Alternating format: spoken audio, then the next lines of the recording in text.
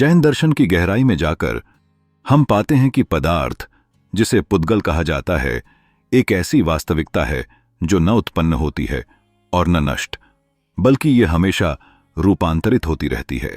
यह एक अंतर्निहित सत्य है कि पुद्गल अनंत अस्तित्व में है, जो पूरे ब्रह्मांड में व्याप्त है। जैन दार्शनिकता के अनुसार पदार्थ की एक अनोखी विशेषता है कि यह देश और काल में अविनाशी है। इसका न कोई आरंभ है और न अंत। इस प्रकार पदार्थ को जैन दार्शनिक सत्य और नित्य सत्ता मानते हैं, जो न उत्पन्न होते हैं न नष्ट, केवल रूपांतरित पर्याय रूप में कोयदुर्पय होते हैं।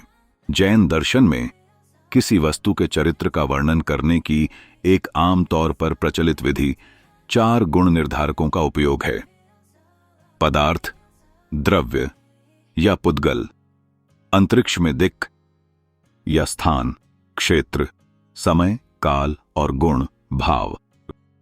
इस मानदंड पर पुद्गल के चरित्र को इस प्रकार वर्णित किया जा सकता है। वस्तुतः पुद्गल संख्या में अनंत है, अर्थात विभिन्न भौतिक सत्ताओं की संख्या अनंत है। स्थानिक रूप से पुद्गल पूरे ब्रह्मांडीय अंतरिक्ष को भरता है। काल की दृष्टि से पुद्गल शाश्वत है, अर्थात अनादि और अनंत। यह स्वयं से विशेष और भिन्न है, distinct and separate from self. इसका न कोई आरंभ है और न ही कोई अंत। यह अविनाशी है, हालांकि इसका रूप निरंतर बदलता रहता है। यह अपने स्वरूपों का संयोजन और परिवर्तन करता रहता है, लेकिन इसके मूल गुण समान रहते हैं। जैन धर्म के अनुसार इसे न तो बनाया जा सकता है और न ही नष्ट किया जा सकता है। गुणात्मक दृष्टि से पुद्गल में रूप, रंग, स्वाद, गंध और स्पर्श होता है। पुद्गल को ठोस, तरल, गैसीय, ऊर्जा, सूक्ष्म कर्म पदार्थों और अतिरिक्त सूक्ष्म पदार्थ या अंतिम कणों के रूप में वर्गीकृत किया गया है। भौतिक दुनिया हर जगह भौतिक शरीरों, सूक्ष्म परमाणुओं और स्थूल स्कंधों से घनीभूत है, जो अविद्या या कषायों के कारण बंधनग्रस्त जीवात्मा द्वारा कभी ग्रहण करने में सक्षम हैं या कभी नहीं। लेकिन मुक्त आत्मा सर्वज्ञ होने के कारण केवल ज्ञान द्वारा सभी पुद्गलों के सभी परिवर्तनों को देखने में सक्षम है।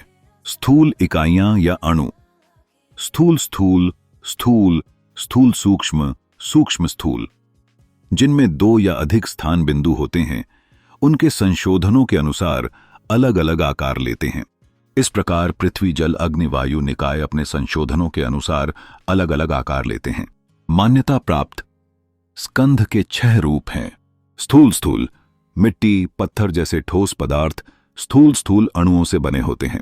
स्थूल घी, पानी जैसे तरल पदार्थ स्थूल अणुओं से बने होते हैं। स्थूल सूक्ष्म, छाया, धूप आदि स्थूल सूक्ष्म अणुओं से बने होते हैं। सूक्ष्म स्थूल, चारों इंद्रियों स्पर्श, रसना, घ्राण और श्रवण की वस्तुएं सूक्ष्म स्थूल अणु हैं। सूक्ष्म, आत्मा से बंधे होने की स्थिति में कर्म अणु सूक्ष्म होते हैं। ये कर्म अणु स्पर्श, रस, गंध और श्रवण की इंद्रिय बोध से परे होते हैं। सूक्ष्म सूक्ष्म, आत्मा से बंधे होने की स्थिति में कर्म अणु सूक्ष्म होते हैं और जो सूक्ष्म सूक्ष्म अणुओं के होते हैं। आत्मा के साथ पदार्थ का जुड़ाव कम होता है, लेकिन एक बार जब वे अलग हो जाते हैं तो यह अंतिम अलगाव होता है। मुक्त आत्मा के साथ पदार्थ का कोई और जुड़ाव नहीं हो सकता। हालांकि पदार्थ खुद को आत्मा के साथ नहीं जोड़ सकता। यह आत्मा ही है जो इसे बांधने वाले पुद्गलों को आकर्षित करती है। यह फिर से आत्मा के लिए है कि वह अपनी गतिविधि से पुद्गलों के बंधन से खुद को मुक्त करते हैं।